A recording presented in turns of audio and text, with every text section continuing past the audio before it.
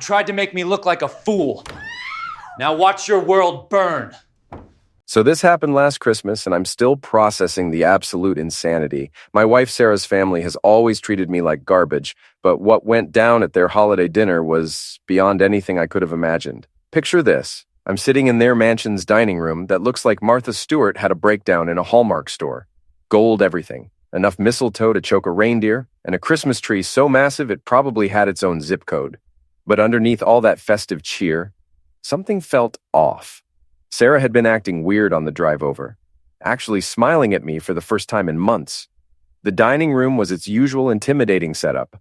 Mahogany table that could seat half the neighborhood, crystal chandelier worth more than most people's houses, and enough silverware to arm a small militia. Robert sat at the head like some medieval king, his silver hair perfectly styled.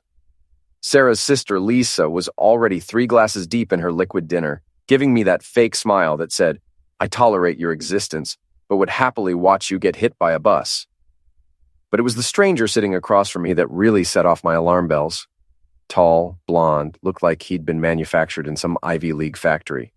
His suit probably cost more than my car, and he kept glancing at Sarah with this weird familiarity that made my skin crawl. Robert cleared his throat, his signature move before delivering verbal sucker punches. "Everyone, I'd like you to meet Alex Worthington," he announced, raising his wine glass. "Harvard MBA, excellent family connections." Then came the pause that made my blood pressure spike. "He'll be absolutely perfect for your position at the company after you get laid off and divorced." The words hung in the air like poison gas. For a split second, you could have heard a pin drop. Then the laughter started. First Sarah's high-pitched giggle, then Lisa's drunken cackle, and finally Robert's booming guffaw echoing off the walls. They were all looking at me, waiting for the explosion, the dramatic meltdown, the satisfying collapse of my dignity.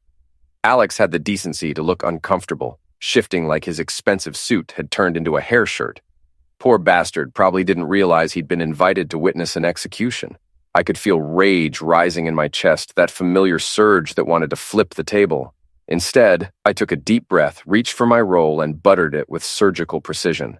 "How nice," I said, my voice so calm it could have been used as a sleep aid.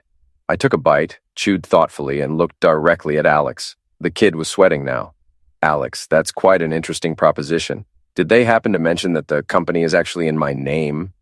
You know, legally speaking?" The laughter died like someone had pulled the plug on a karaoke machine. Sarah's fork clattered against her plate. "Oh, and Alex," I continued, maintaining that eerily calm tone.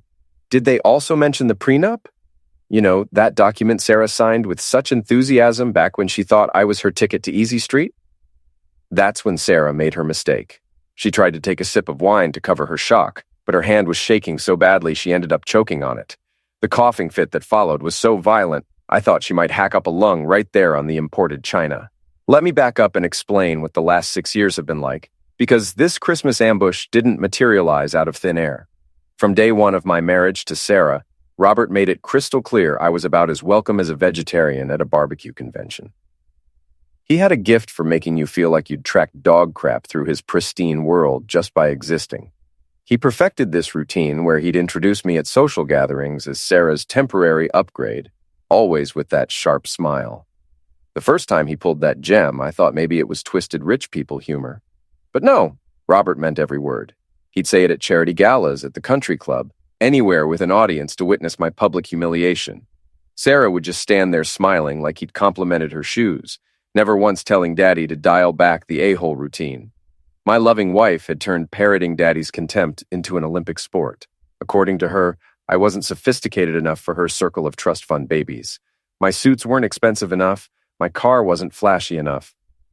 "You just don't understand our lifestyle," she'd say with that condescending tone, like she was explaining quantum physics to a golden retriever. "My friends don't know what to make of you." Her friends were a collection of Botoxed housewives whose greatest achievement was marrying well, and whose idea of hardship was their personal trainer running 5 minutes late. Then there was Lisa, living proof that money can't buy class or the ability to maintain a marriage for more than 18 months. She'd gone through husbands like most people go through underwear, frequently and with minimal emotional attachment. Despite her spectacular track record of relationship failures, Lisa somehow felt qualified to offer marriage advice. "You're just not flashy enough for Sarah," she'd slur during family gatherings, swaying like a designer-dressed palm tree. "She needs someone with more presence." Right, because nothing says presence like being on your third divorce before 40 and having daddy pay your credit card bills. Here's what really got under my skin: the sheer audacity. These people lived in a bubble of privilege so thick you could bounce quarters off it. Yet, they had the nerve to act like I was the problem. Robert would pontificate about legacy and breeding while treating me like a social experiment gone wrong. The irony was thick enough to serve with a fork. While Robert lectured me about tradition, he was trying to figure out how to get his fingers deeper into my company's pie. He wanted control and figured marrying his daughter was the easiest way to get it. What made tonight different was the brazenness. This wasn't their usual death by 1,000 cuts. This was full-scale military assault, complete with a replacement candidate sitting at their table like some corporate understudy. They'd gotten cocky, drunk on their sense of superiority, convinced they held all the cards. They figured I'd roll over and accept their verdict, maybe slink away with whatever scraps they threw my way. But they forgot one tiny detail. I wasn't some desperate social climber who'd married into their family for access. I'd brought my own world to the table. See, while the family was playing social hierarchy games, I'd been building something real from the ground up. It started with my grandfather's money. Not a fortune by their standards, but enough seed capital if you weren't an idiot about it. While my future in-laws were maintaining their image and attending galas, I was grinding in a cramped office above a Chinese restaurant, learning every aspect of business from the ground up. The company grew slowly at first. Nothing that would make headlines or impress anyone at the country club, but I reinvested every penny, hired smart people, focused on actually delivering value instead of talking about it. While Robert pontificated about business philosophy at dinner parties, I was building relationships with clients who actually mattered. By the time I met Sarah, the company was turning serious profit. Robert saw opportunity and positioned himself as a strategic advisor, but every legal document has my name only. My lawyers made sure of that. But here's what Robert never understood. Legal ownership and operational control are different things. He could strut around the office and impress clients with silver-haired gravitas, but every single share, asset, contract, and intellectual property had my name on it. The paperwork was airtight because I'd learned early that when dealing with sharks, your cage better be locked. Poor Alex was starting to look like a deer in headlights. The kid was fidgeting with his napkin, probably wondering what he'd gotten himself into. Here he was, thinking he'd been invited to some exclusive networking event where he'd schmooze with wealthy elite and land a cushy position. Instead, he'd walked into the family's version of Game of Thrones. Robert had clearly painted Alex a specific picture, sold it as smooth corporate transition where I was some failing CEO graciously stepping aside. What Robert forgot to mention was that this family empire was built on a foundation with my name stamped all over it. Sarah had recovered from her choking incident with all the grace of a cat falling off a fence. Her face returned to its normal entitled pale, and that familiar smirk crept back. My dear wife apparently decided my revelation about company ownership was just some bluff. She leaned forward, fixing Alex with a predatory smile. "Alex, you simply must ignore my husband's theatrics," she said, voice dripping false sweetness. "He's always been prone to exaggeration when he feels cornered." Classic Sarah. Dismiss, deflect. Pretend reality was negotiable with enough confidence and breeding. "Alex has the most impressive credentials," she continued, launching into what sounded like a rehearsed sales pitch. "Harvard Business School, naturally. Graduated summa cum laude. His thesis on corporate restructuring was simply revolutionary, wasn't it, Alex?" Poor Alex nodded like a bobblehead, though uncertainty flickered behind his eyes. The kid was smart enough to sense something wasn't adding up, but not experienced enough to trust his instincts. "And the connections he brings," Sarah gushed, "are simply extraordinary. His family has ties to the most influential investment firms on the East Coast." "Exactly." Sarah clapped her hands like she'd witnessed magic. "Growth capital. That's precisely what we need to take this company to the next level." Robert nodded sagely. "Alex represents the fresh thinking that can transform a stagnant business into a dynamic growth engine." The irony was rich enough for its own wine pairing. Here they were discussing transforming my stagnant business, the same business that had been consistently profitable for 8 years, that had allowed Robert to upgrade his lifestyle and Sarah to maintain her shopping habit. I kept my mouth shut and continued eating, letting them build their elaborate fantasy while I mentally cataloged every word, every implication, every casual insult. They thought my silence meant defeat. In reality, I was giving them enough rope to hang themselves with. The moment had finally arrived. Robert was in the middle of another grandiose speech about our family wealth and how it had expanded exponentially under his strategic guidance. I set down my wine glass with deliberate precision that made everyone unconsciously hold their breath. The crystal made a soft chime against mahogany, and suddenly the room got quiet. "That's interesting, Robert," I said, voice carrying the same conversational tone I might use to comment on weather. "This expansion of our family wealth. Could you be more specific about which assets you're referring to?" Robert's smile faltered for a microsecond. "Well, naturally, I'm talking about the tremendous growth we've seen across all our business ventures. The company has tripled in value since I came on board." "Ah, the company." I nodded thoughtfully. "And when you say our company, you're referring to the business that was incorporated under my name 3 years before I even met Sarah? The one where every single share certificate has my signature?" The temperature seemed to drop 10 degrees. Sarah's fork froze halfway to her mouth. Lisa's wine glass stopped midway to her lips, eyes going wide with dawning horror. "And Robert, when you mentioned the headquarters building, that beautiful downtown office space, you do remember the deed is in my name alone, right? Purchased with funds from my personal accounts? Financed through loans I personally guaranteed?" Robert's face went through more color changes than a chameleon having an identity crisis. "Now see here," he began, but I held up a polite hand. "Oh, but wait, there's more," I continued. "Those patents that Lisa was bragging about to Alex earlier, the ones forming the backbone of our technological advantage, those were developed by the R&D team I hired, using equipment I purchased in facilities I own. Every patent application lists me as primary inventor and owner." Alex was looking back and forth like watching the world's most expensive tennis match, probably wondering if his LinkedIn profile was up to date. "Even those offshore accounts you've been so proud of," I pressed on. "The ones holding our diversified investment portfolio. Guess whose social security number is on every single account application?" The silence that followed was so complete, it had its own gravitational pull. For years, they'd operated under the assumption that marriage meant merger, that saying "I do" had magically transformed my assets into community property. Lisa was first to break, her voice barely a whisper. But the lawyers said, "Ah, yes, the lawyers." I smiled, and it wasn't particularly nice. "Your lawyers said a lot of things. Unfortunately, they were operating under fundamental misunderstandings about how my business was structured. When you build a company from scratch and protect every asset with separate legal entities, trusts, and ironclad incorporation documents, things get more complicated than your average rich family merger." Robert tried to rally. "This is ridiculous. You can't just claim ownership of everything. There are partnership agreements, investment contracts, signed documents." "You're absolutely right," I agreed cheerfully. "There are signed documents, lots of them.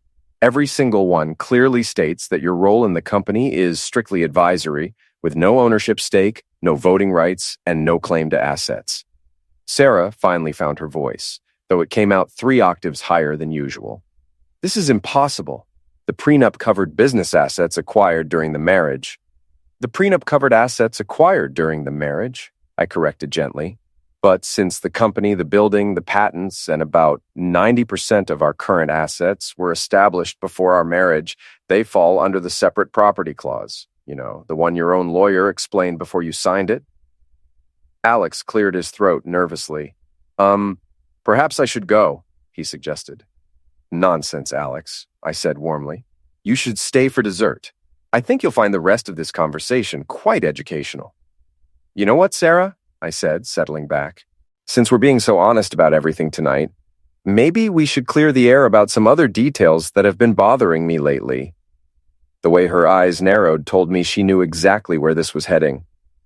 "I couldn't help but notice how busy you've been lately," I continued conversationally. "All those important business lunches, all those afternoon meetings that run so terribly long. You've been practically devoted to your schedule."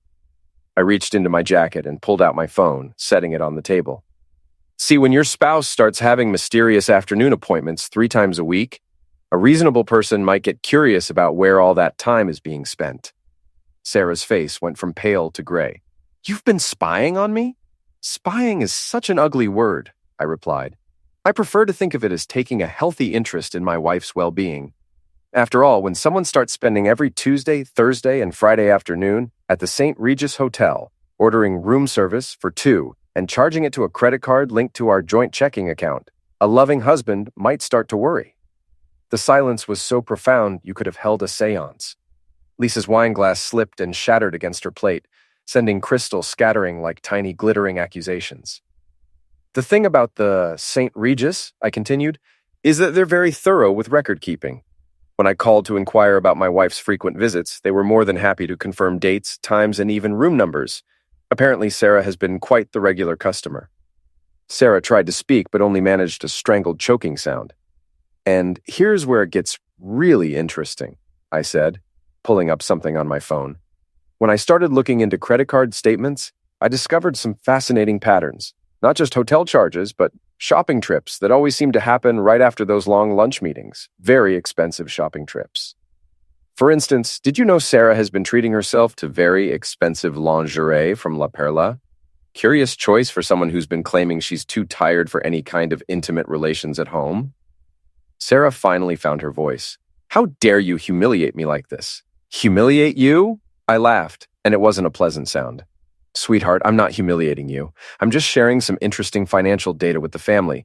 After all, transparency is so important in family businesses, don't you think? Lisa was now openly gaping at her sister. Sarah, you didn't. Oh, but she did, I confirmed helpfully. 3 times a week, like clockwork. Always the same suite, always charged to our joint account, always followed by shopping trips. I have timestamps, photographs of credit card receipts, and even some interesting text message screenshots that Sarah accidentally copied to our shared iCloud account. If I thought Sarah's face had been entertaining when I dropped the affair bombshell, it was nothing compared to watching Robert's expression as I shifted my attention to him.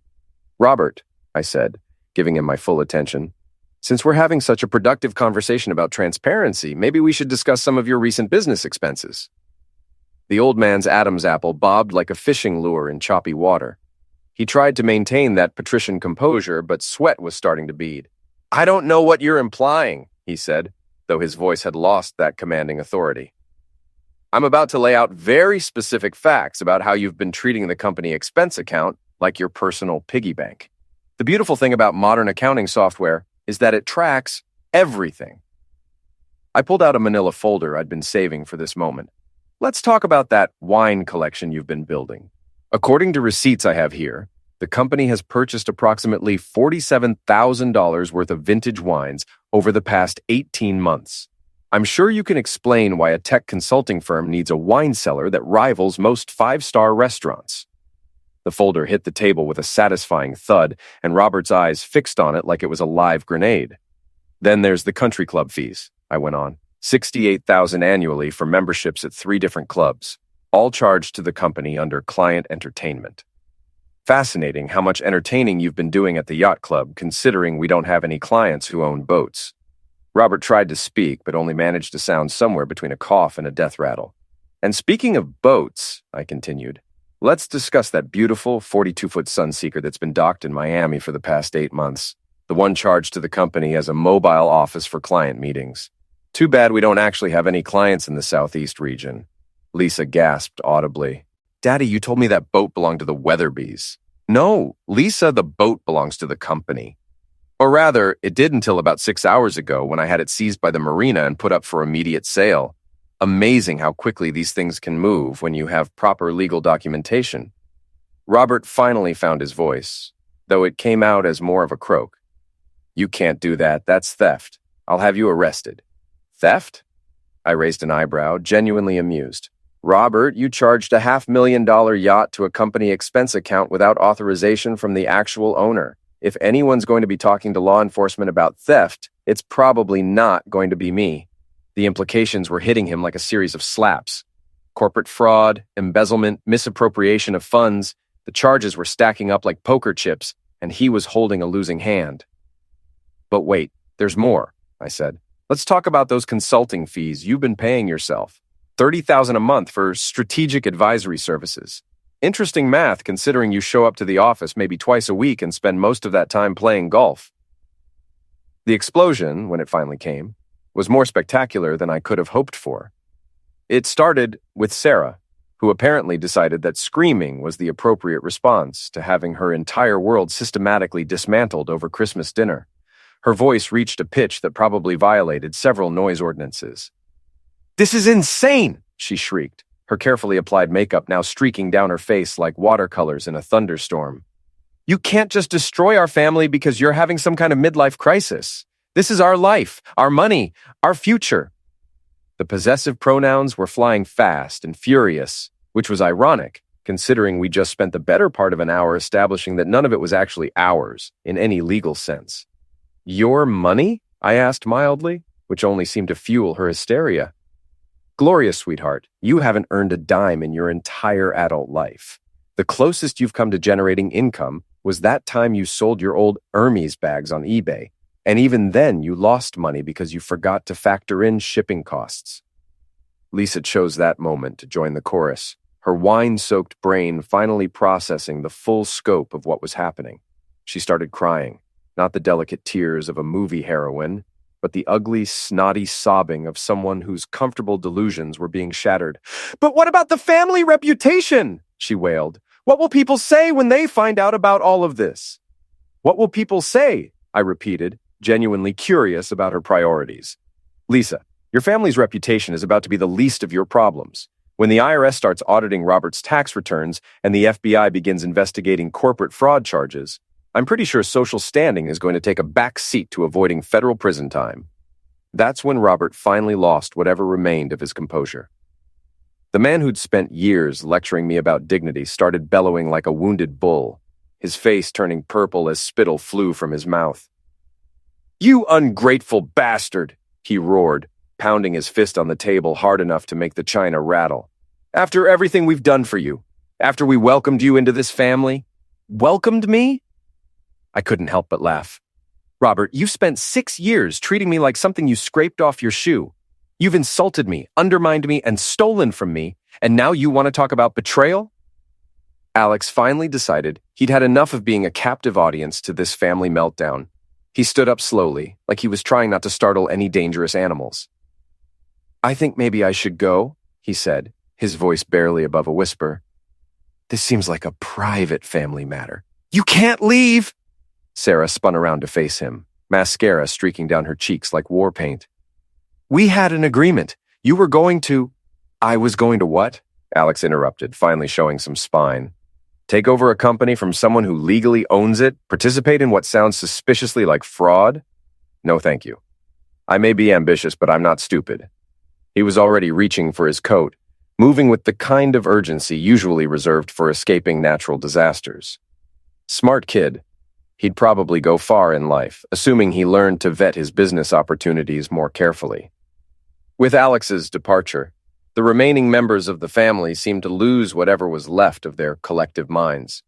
Sarah was alternating between screaming about betrayal and sobbing about her ruined future. Lisa was rambling incoherently about family honor, and Robert was still bellowing about ingratitude and legal action. I sat in the middle of this chaos like the eye of a hurricane, calmly finishing my wine while they tore themselves apart.